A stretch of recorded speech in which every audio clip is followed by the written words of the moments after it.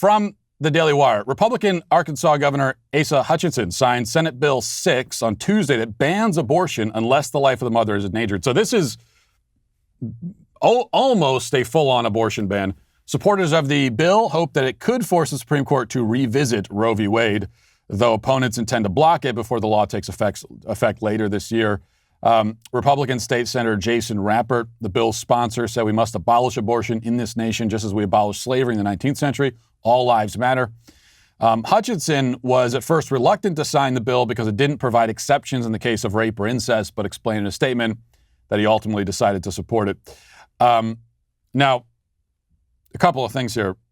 First of all, there absolutely should not be exceptions for rape and incest when it comes to abortion bans.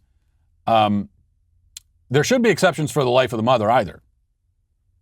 And the reason for that is very simple, that's a non-existent category. So you might say it's no harm to put it in there because that's not something that really exists. As in a life-saving abortion is not something that exists. Abortion has never saved the life of a mother.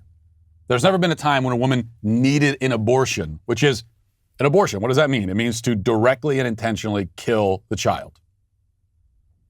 That's never been necessary to save the life of the mother. Now, there have been plenty of times when, especially, we hear this especially with late-term abortions, where we're told by the left that the only reason why a woman would get a late-term abortion is a catastrophic medical situation where she needs it to save her own life. Well, yeah, there may be cases where the pregnancy has to end in order to save the woman's life. The question is whether you kill the child before you end the pregnancy. Because one way or another, especially later term, if you're ending the pregnancy, it means there's going to be a delivery. It means you are taking the child out of the mother's womb, right? And absolutely, if that needs to happen to save the mother's life, do it. The question is, do you take the extra step of killing the child before you extract him from the womb? Or even as you are extracting him from the womb, which is what they do in partial birth abortions. There's no way that you would need to do that in order to save the mother's life. I mean, there could be other cases, really difficult cases where a woman, where she's pregnant, is diagnosed with advanced stage cancer, and she's told that, look, if you treat the cancer, it might kill the child. But that's not an abortion either. Taking a step to treat an illness, a disease, or cancer in the mother, even if it were to have the effect, tragically, of killing a child, that is not to directly and intentionally kill the child, so that's not an abortion. So this is a made-up category.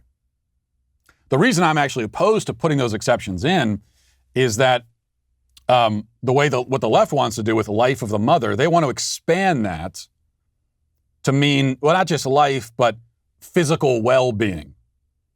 And by well-being, we also mean emotional well-being. And suddenly, by the way that they categorize it, every abortion, in some sense, preserves the life of the mother because if nothing else, it preserves her emotional well-being. And for rape and incest, the reason why the exception shouldn't be in there, to me, again, is simple, which doesn't make it easy.